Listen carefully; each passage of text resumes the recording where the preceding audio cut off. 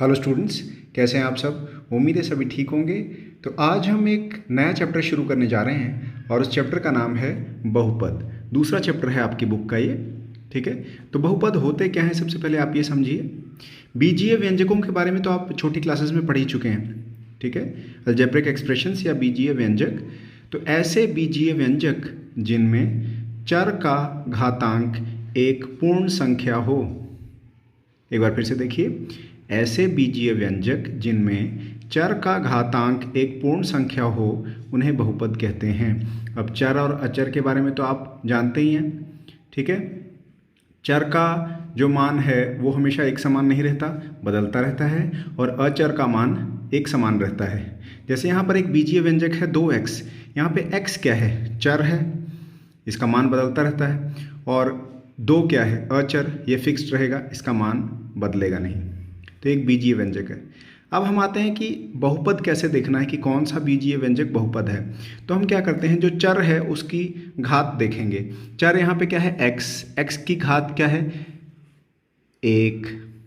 क्या 1 एक पूर्ण संख्या है? पूर्ण संख्याएं कौन सी होती हैं, 0 से शुरू होती है ना पूर्ण संख्याएं, 0 1 2 3, ठीक है, ये सारी पूर्ण संख्याएं होती हैं। तो x की घात यहाँ क्या है, 1 है। क्या 1 एक पूर्ण संख्या है? बिल्कुल है। तो ये क्या हुआ, 2x क्या है, एक बहुपद है। एक और उदाहरण देखते हैं, 3y² + y + 4।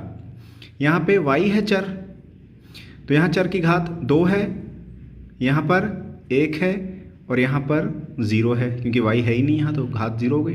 तो क्या 2 एक पूर्ण संख्या है? बिल्कुल है। 1 भी एक पूर्ण संख्या है? बिल्कुल है।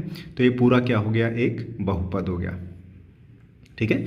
एक और उदाहरण देखते हैं, वर्गमूल x + 2। वर्गमूल x को अगर घातांक में लिखें तो वो घात में होता है 1/2। वर्गमूल x को घातांक में लिखें तो x की घात 1/2 बनता है। तो ये बन गया x की घात 1/2 + 2। तो क्या एक यहाँ पे चर है x, इसकी घात 1/2 है। क्या 1/2 एक पूर्ण संख्या है? नहीं है, 1/2 एक पूर्ण संख्या नहीं होती। तो चर की घात एक पूर्ण संख्या नहीं है, तो इसका मतलब ये एक बहुपद नहीं है। अब बहुपदों के कुछ प्रकार हैं। एक पदी बहुपद, जिसमें एक पद हो उसे एक पदी कह देते हैं। एक पद वाले बहुपद को एक पदी कहते हैं। जैसे 2x है, इसमें कुल मिला के एक ही पद है।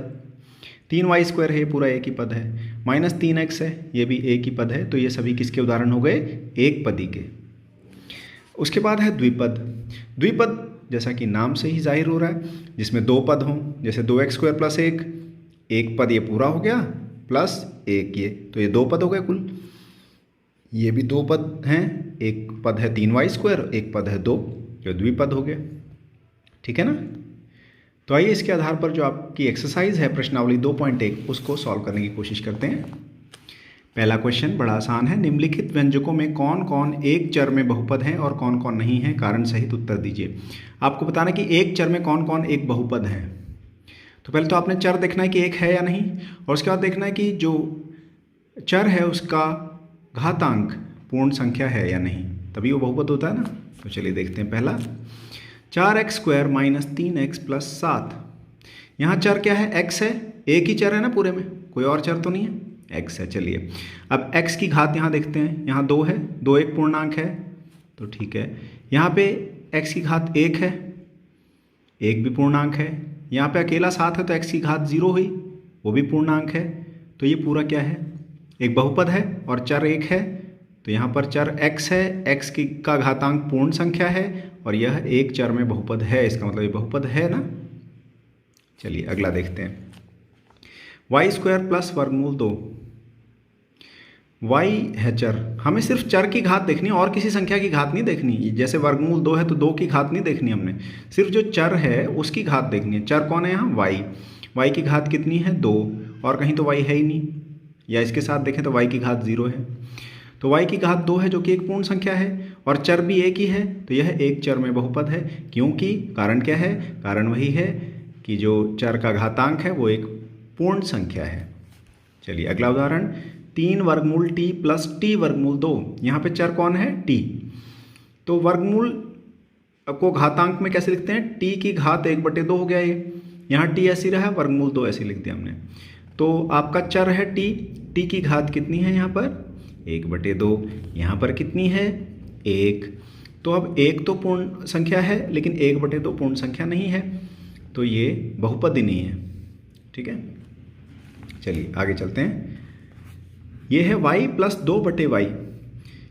इसको हम ऐसे लिख सकते हैं y इसी तरह +2, 1/y को y की घात -1 भी लिख सकते हैं। मैंने आपको पहले पिछली वीडियो में बताया था कि अगर घात को आपने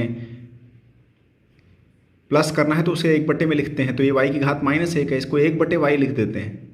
तो 1/y को क्या लिख सकते हैं? y की घात -1। अब यहाँ चर कौन है? y है। घातांक देखिए, यहाँ 1 है, यहाँ -1, लेकिन -1 तो एक पूर्ण संख्या है नहीं, तो ये बहुपद नहीं है। ठीक है, अगला देखिए, x की घात 10 + y की घात 3 + t की घात 50। तो यहाँ चर 1 नहीं है, तो इसलिए एक चर में बहुपद नहीं है ये। ठीक है, चलिए आगे चलते हैं। निम्नलिखित में से प्रत्येक में x² का गुणांक लिखिए। x² का गुणांक, x² के साथ जो भी संख्या गुणा हो रही है उसे उसका गुणांक कहा जाता है। ठीक है, ये एक बहुपद दिया गया है आपको, 2 + x² + x। x² का गुणांक, पहले तो आप देखिए x² है कहाँ? x² ये रहा। इसके साथ क्या चीज़ गुणा हो रही है? कुछ नहीं लिखा हो तो 1 है इसका मतलब। तो x² का गुणांक क्या हो जाता है? 1 हो जाता है। गुणांक कितना हुआ? 1। चलिए आगे देखते हैं। 2 - x² + x³। x² के साथ -1 है, x² का गुणांक क्या हो गया? -1, तो -1। यहाँ पे देखिए x² के साथ क्या लगी हुई है संख्या, क्या गुणा हो रही है? π/2, तो इसका क्या हो गया? गुणांक x² का π/2। यहाँ पे आपको x² कहीं दिख रहा है? x² कहीं है ही नहीं, तो x² का गुणांक कितना हो जाता है? 0। ठीक है, चलिए अगला प्रश्न। 35 घात के द्विपद, घात 35 होनी चाहिए और पद 2 होने चाहिए का, और 100 घात के एक पदी, घात 100 होने चाहिए और पद 1 होने चाहिए। इनका एक एक उदाहरण लिखना है। पहले क्या है? 35 घात का द्विपद। द्विपद मतलब 2 पद होने चाहिए। पहले हम क्या करते हैं, कोई भी एक चर ले लेते हैं, जैसे x ले लिया चर हमने, घात कितनी लगानी? 35, तो 35 घात लगा दी। अब पद 2 चाहिए, तो द्विपद हमने कुछ भी जोड़ दिया, कुछ भी घटा दिया, तो 2 पद होने चाहिए। इसका एक ही उत्तर नहीं होगा, कई उत्तर हो सकते हैं इस प्रश्न के। एक और उदाहरण मैंने लिख के, आपने एक ही लिखना है लेकिन मैंने एक और लिख के दिया है। घात कितनी है? 35, तो चर मैंने x ले लिया, घात ले ली 35, उसके साथ मैंने 100 गुणा कर दिया, उससे कोई फर्क नहीं पड़ता, पूरा एक पद है और एक पद 5 है, तो द्विपद हो गए। तो 35 घात का द्विपद है, ये भी और ये भी दोनों। अब 100 घात का एक पदी, 100 घात, चर मैंने x ले लिया, उसकी घात मैंने 100 लगा दी, तो एक पदी हो गया। या फिर ऐसे भी लिख सकते हैं, उसके साथ कुछ गुणा कर दिया। इसके भी कई उत्तर हो सकते हैं। चलिए अगला प्रश्न है, निम्नलिखित में से प्रत्येक बहुपद की घात लिखिए। बहुपद की घात क्या होती है? जो आपके पास चर है उसकी सबसे बड़ी घात जो होगी बहुपद में, वो चर उस बहुपद की घात होगी। तो यहाँ पे चर क्या है? x है, x की सबसे बड़ी घात कितनी है? 3, तो इस बहुपद की घात कितनी हुई? 3। यहाँ पे चर कौन है? y की सबसे बड़ी घात कितनी है? 2, तो इस बहुपद की घात कितनी हो गई? 2। यहाँ पे देखिए 5 × t - वर्गमूल 7, t की घात कितनी है? अकेला t लिखा होता तो उसकी घात क्या हो जाती? 1, तो इस बहुपद की घात हो गई 1। यहाँ पे 3 है, इसमें कोई चर नहीं दिख रहा ना आपको, तो घात कितनी हो जाती है? 0। ठीक है, चलिए अगला प्रश्न। बताइए कि निम्नलिखित बहुपदों में से कौन से बहुपद रैखिक हैं, कौन से द्विघाती हैं और कौन से त्रिघाती हैं। रैखिक बहुपद वे होते हैं जिनकी घात 1 हो। द्विघात का मतलब 2 घात हो, त्रिघात का मतलब 3 घात हो। रैखिक में क्या होती है? घात 1। तो चलिए देखते हैं क्या है। x² + x, सबसे बड़ी घात चर की देखिए 2 है, तो ये कौन सा हुआ? द्विघाती, या आप अपने आप लिखते रहेंगे द्विघाती। यहाँ पे x की सबसे बड़ी घात 3 है, ये त्रिघाती हुआ।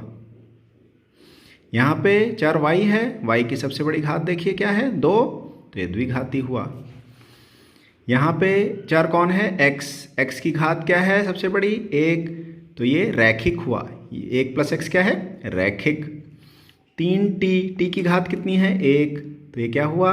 घात जहाँ 1 होती है कौन सा बहुपद है? रैखिक। यहाँ t की घात कितनी है? 2, तो ये द्विघाती बहुपद हुआ। यहाँ पे चर कौन है? x, x की घात कितनी है? 3, तो ये त्रिघाती बहुपद हुआ। ठीक है ना, बड़े आसान क्वेश्चन है। तो अब इन पर आधारित मैं आपको कुछ क्वेश्चन दे रहा हूँ, वो आपने सॉल्व करने अपने आप। तो पहला क्वेश्चन है निम्नलिखित में से कौन से बहुपद हैं, बहुपद बताने कौन से हैं इनमें से आपको। तो आप चर की घात देखेंगे, अगर वो पूर्ण संख्या होगा तो बहुपद है। आगे x का गुणांक लिखिए। इन सभी में आपको x के साथ जो संख्या गुणा हो रही है वो उसको गुणांक कहलाता है, तो x का गुणांक बताना है सभी में, ठीक है। और उसका अगला क्या है, बहुपद की घात बतानी है। ये कुछ आपको बहुपद लिख के दिए गए हैं, इनमें सभी में आपको क्या करना है, बहुपद की घात बतानी है, ठीक है। सो स्टूडेंट्स, उम्मीद करते हैं कि आपको सब कुछ समझ आ गया होगा। फिर भी अगर कोई चीज़ नहीं समझ आती है तो आपने ज़रूर बतानी है, कोशिश करेंगे आपके सभी डाउट्स क्लियर किए जाएँ, ठीक है। इस वीडियो में इतना ही, अगली वीडियो तक ऑल द बेस्ट, प्रैक्टिस करते रहिए।